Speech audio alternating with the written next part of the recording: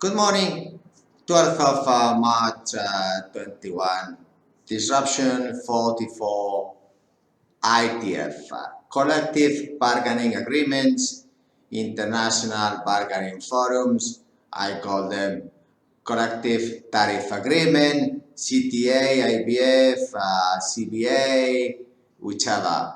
Now, disruption agreements, we can also simplify and we can also say disruption labor agreements. And we can say many things, but the question is, what is not working today in these labor agreements? It's very simple. Then we have, for example, then the Cyprus agreements, the Indian agreements, the Chinese, Hong Kong agreements, Singapore agreements, whichever labor union. Then all of them centralized in London.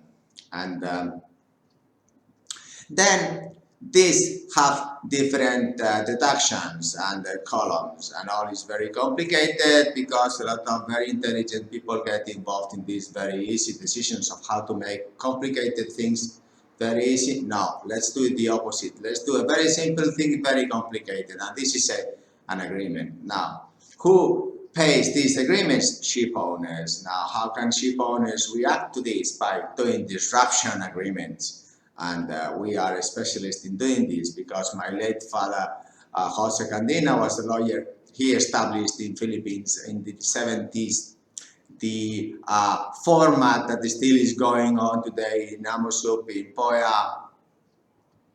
And then these things are changing today. You can have an ITF agreement in London signed, then you can go via another, let's say Cyprus, and they have different columns, different discounts. I think it's time that the ITF realizes that ship owners really want not to have so many complicated columns. Simplify, disrupt these columns, please, because it's nonsense. It's only excuses for those that sit in those tables to keep traveling. But if you travel today, you are simply passing the virus, please, and these emissions you're generating is not necessary. Let's disrupt these columns.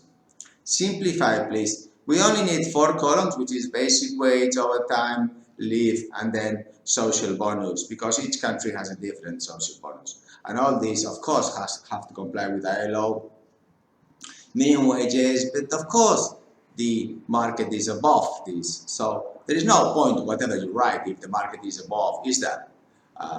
Well, did someone think about this? Please do so. Disrupt this thinking, and because then we have the other side of these agreements, labor agreements, which is that every country has then a different, like Amosup, POA wage scale. So it is completely different from these other London and Cyprus, and then you have to go to Philippines. So then the Philippines one is much lower than the previous two. So what's the point in signing a higher wage agreement if then the other one is lower, and if one is in dollar and the other one is in dollar? Now let's go for one in digital currency. Well, we cannot go there. Well, no one has gotten there yet, but we will one day soon. I don't know, that looks like it. But should then have 25 columns and have 27 Cardano contracts for these suppliers and the columns, and all Ethereum contracts. I mean, please, why don't you simplify today that you're staying at home, being safe, not passing this virus, understanding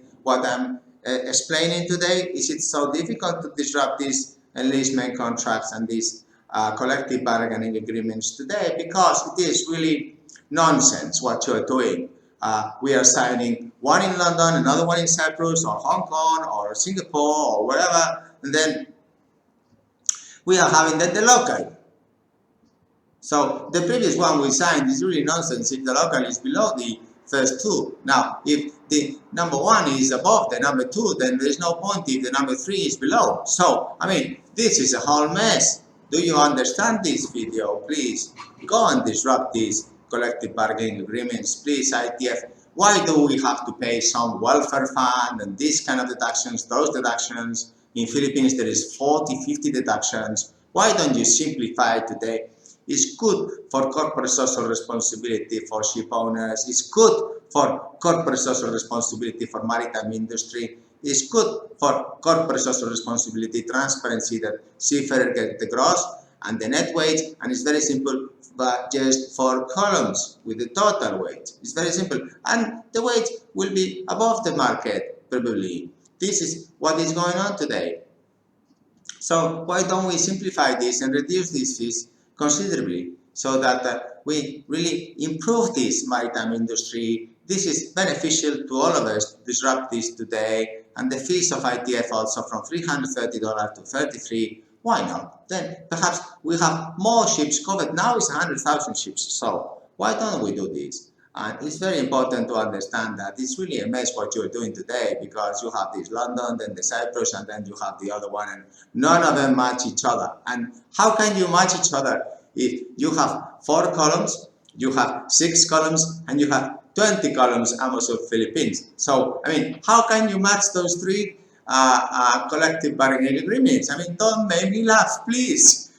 What are you doing? Why don't you simplify it? Just 4 columns, so then we could compare apples, apples, apples.